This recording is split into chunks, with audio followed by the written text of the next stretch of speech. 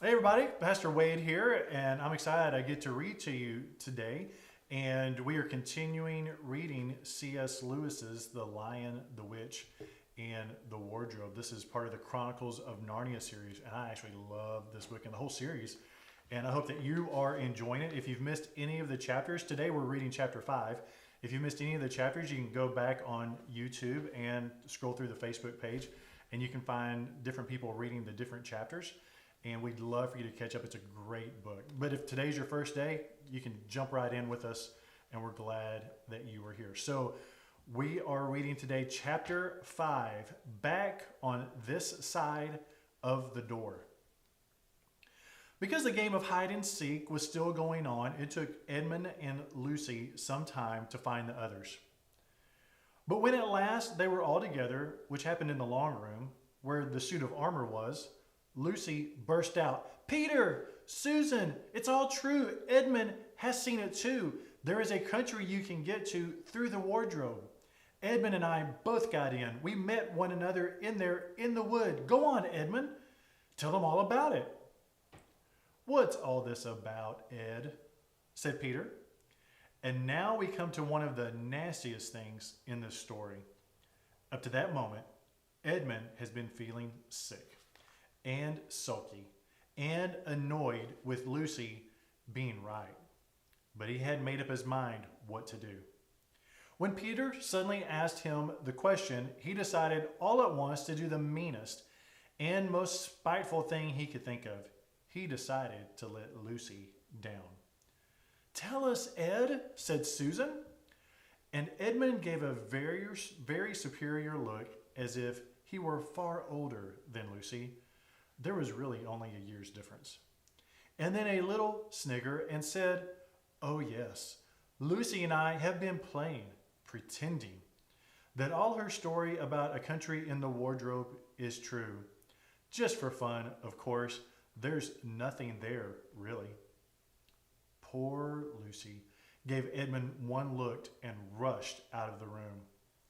Edmund, who was becoming a nastier person every minute, thought he had scored a great success and went on at once to say, "There she goes again. What's the matter with her? That's the worst of young kids. They always—" "Look here," said Peter, turning on him savagely. "You shut up. You've been perfectly beastly to Lou ever since she started this nonsense about the wardrobe, and now you go playing games with her about it and setting her off again. I believe you did it simply out of spite." "But it's all nonsense," said Edmund, very taken aback. "Of course it's all nonsense," said Peter. "That's just the point. Lou was perfectly all right when we left home, but since we've been down here, it seems to be either going queer in the head or else turning into a most frightful liar. But whichever it is, what good do you think you'll do by jeering and nagging at her one day and encouraging her the next?" I thought, said Edmund, but he couldn't think of anything to say.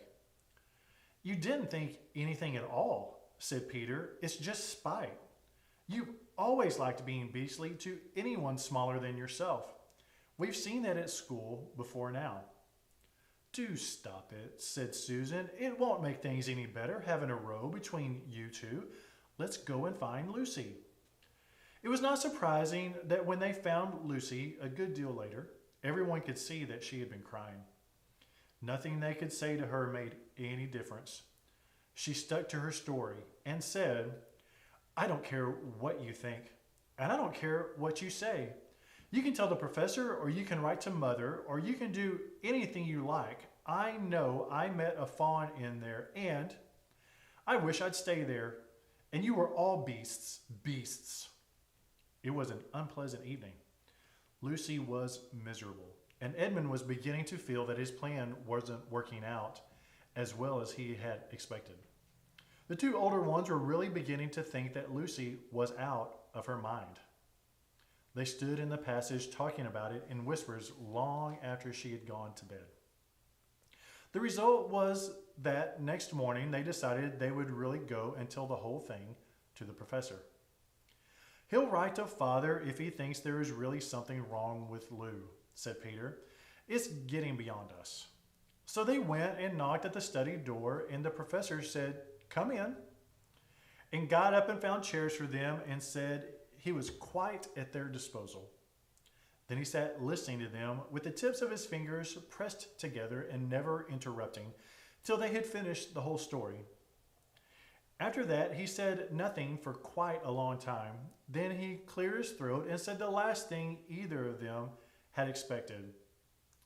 "How do you know," he asked, "that your sister's story is not true?"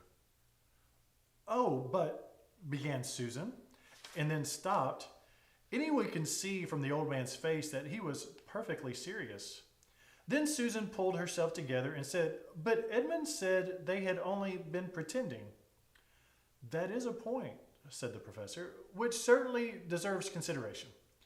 Very careful consideration. For instance, if you will excuse me for asking the question, does your experience lead you to regard your brother or your sister as the more reliable? I mean, which is more truthful?" "That's just the funny thing about it, sir," said Peter. "Up till now, I'd have said Lucy every time." "And what do you think, my dear?" said the professor, turning to Susan. "Well," said Susan, "in general, I would say the same as Peter, but this couldn't be true. All this about the wood and the fawn." That is more than I know," said the professor, "and a charge of lying against someone whom you have always found truthful is a very serious thing. A very serious thing indeed." "We were afraid it might not even be lying," said Susan. "We thought there might be something wrong with Lucy." "Madness, you mean?" said the professor quite coolly. "Oh, you can make your minds easy about that. One has only to look at her and talk to her to see that she is not mad." "But then," said Lucy, and stopped. She had never dreamed that a grown-up would talk like the professor and didn't know what to think. "Logic," said the professor, half to himself. "Why don't they teach logic in these schools? There are only three possibilities.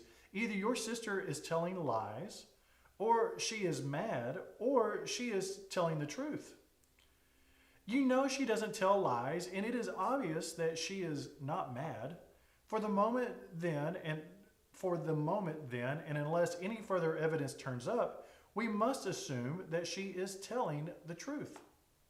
Susan looked at him very hard and was quite sure from the expression on his face that he was not making fun of them. "But how could it be true, sir?" said Peter. "Why do you say that?" asked the professor. "Well, for one thing," said Peter, "if it was real, why doesn't everyone find this country every time they go to the wardrobe? I mean, there was nothing there when we looked. Even Lucy didn't pretend that there was." "What has that to do with it?" said the professor. "Well, sir, if things are real, they are there all the time." "Are they?" said the professor, and Peter did not know quite what to say. "But there was no time," said Susan. "Lucy had had no time to have gone anywhere, even if there was such a place. She came running after us the very moment we were out of the room. It was less than a minute, and she pretended to have been away for hours."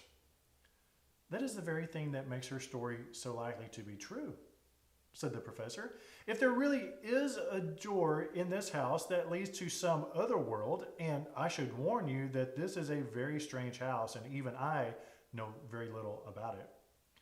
If I say she had got into another world, I should not be at all surprised to find that other world had a separate time of its own, so that however long you stayed there, it would never take up any of our time. On the other hand, I don't think many girls of her age would invent that idea for themselves. If she had been pretending, she would have hidden for a reasonable time before coming out and telling her story."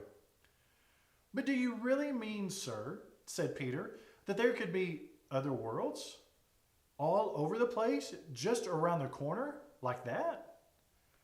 "Oh, nothing is more probable," said the professor, taking off his spectacles and beginning to polish them, while he muttered to himself, I wonder what they do teach them at these schools.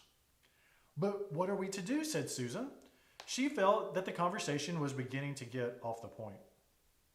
My dear young lady, said the professor, suddenly looking up with a very sharp expression at both of them, there is one plan which no one has yet suggested and which is well worth trying. And what is that? Said Susan. We might all try minding our own business, said he, and that was the end of the conversation. After this, things were a good deal better for Lucy. Peter saw to it that Edmund stopped jeering at her, and neither she nor anyone else felt inclined to talk about the wardrobe at all. It had become a rather alarming subject. And so for a time it looked as if all the adventures were coming to an end, but that was not to be. This house of the professors, which even he knew so little about, was so old and famous that people from all over England used to come and ask permission to see over it. It was the sort of house that is mentioned in guidebooks and even in histories, and well, it might be, for all manner of stories were told about it, some of them even stranger than the ones I am telling you now. And when parties of sightseers arrived and asked to see the house, the professor always gave them permission.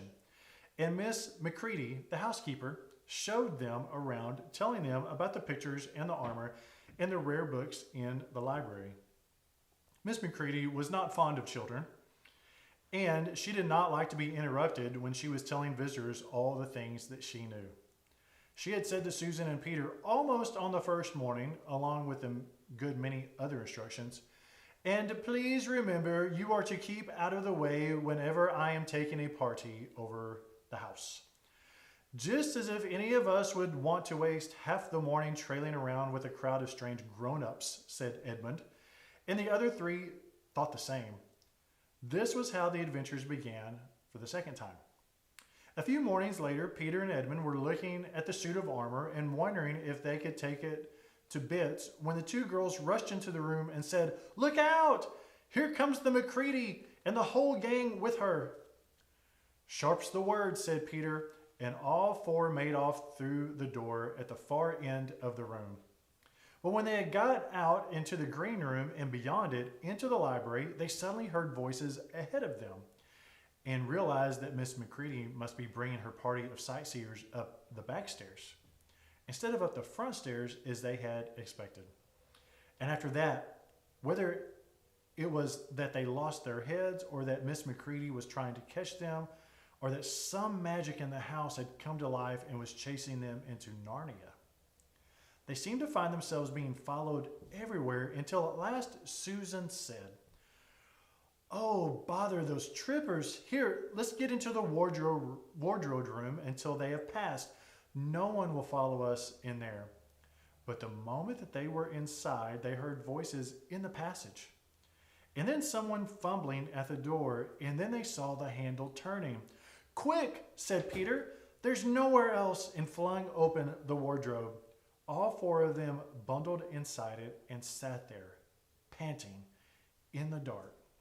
Peter held the door closed, but did not shut it, for of course he remembered, as every sensible person does, that you should never shut yourself up in a wardrobe.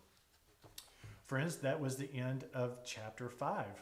I hope you loved the story, and I hope you'll join us again next week as we continue C.S. Lewis's The Lion, the Witch, and the Wardrobe from the Chronicles of Narnia. Thanks for spending time with me today. We'll see you next time.